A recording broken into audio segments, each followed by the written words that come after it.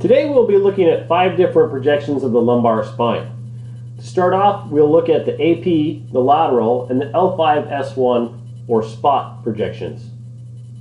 First, as we look at the AP, you will want to place the patient supine on the table. Place the hands up on the chest or out and away from the lumbar spine region. Locate the patient's iliac crests. Once you've found them, you'll want to center the central ray approximately 1.5 inches above the crest. This may be approximately 2 fingers height. Make sure you have appropriate collimation as seen here. Once you're ready, tell the patient to hold their breath, suspend respiration, and make your exposure. The following image should be produced. You should see all 5 lumbar vertebrae. The spinous processes should be in good detail. Both sacroiliac joints also should be visible. If doing a 2-view L-spine, your next projection will be a lateral. Tell the patient to roll up on their left side. Once again, the central ray will remain perpendicular and will enter at 1.5 inches above the crest, or 2 fingers. Make sure the patient's arms are out in front of them and out of your line of sight. Once you're ready to make your exposure and you've collimated appropriately as seen here, have the patient blow their breath all the way out, hold their breath, and make the exposure. You want your exposure to be at the end of expiration to raise the diaphragm up to visualize as much of the lumbar spine as possible.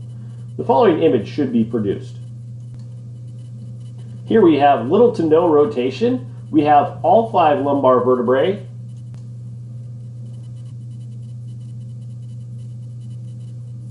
When we're looking at the lumbar spine and the lateral projection, there's 2 ways that we can count our lumbar vertebrae. One is starting at the vertebrae directly below the last rib attachment.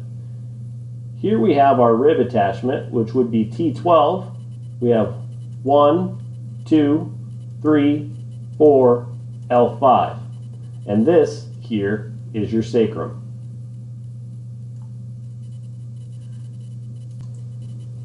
Finally, while the patient is still in the lateral position, you may be required to perform an L5-S1 or spot film. For this projection, your collimation will be a lot smaller, a lot tighter. Here, you want to lower your central ray so it will be entering a level approximately 2 inches posterior to the as-is and 1.5 inches inferior to the iliac crest, as seen here. Let's look at the film that should be produced. Here we have a nicely collimated and nicely centered L5-S1 spot. The central ray entrance point is entering, as you can see here, approximately 1.5 inches inferior to the iliac crest and approximately 2 inches posterior, meeting right in the middle for a perfect L5-S1 spot. One key thing to note about making this L5-S1 spot is most frequently we're going to have to use a caudal angulation with our central ray of 5 to 8 degrees. Now this degree of angulation is going to depend on how broad the patient's hips are in relevance to their trunk. The red lines here are basically indicating the difference in the patient's thickness. Because the hips are so broad from this angle as opposed to where the trunk is, we need to compensate for that by increasing our angle or our caudal angle on this patient.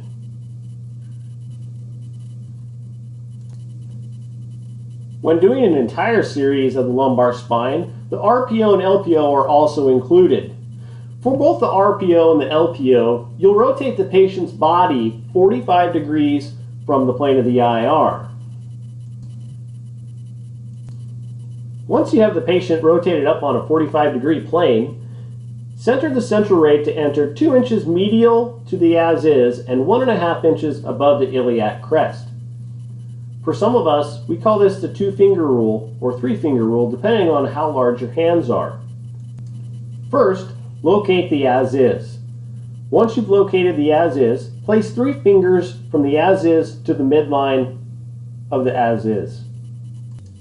Next, place 2 fingers above the iliac crest. Once your central ray has been located there, you'll be perfectly centered on the patient, as seen here. It can be very useful to go to the head of the table and look at the patient's plane. Are they truly at a 45 degrees longitudinally through the entire axis of their body? And second, where does the central ray go? If you look at the EAM, or the external auditory meatus, and you were to draw an imaginary line down the patient's body, it should basically be aligned directly with your central ray entrance point and line, as seen here. Ensure there is good tight collimation and make your exposure at the end of suspended respiration. You've now completed a lumbar spine series.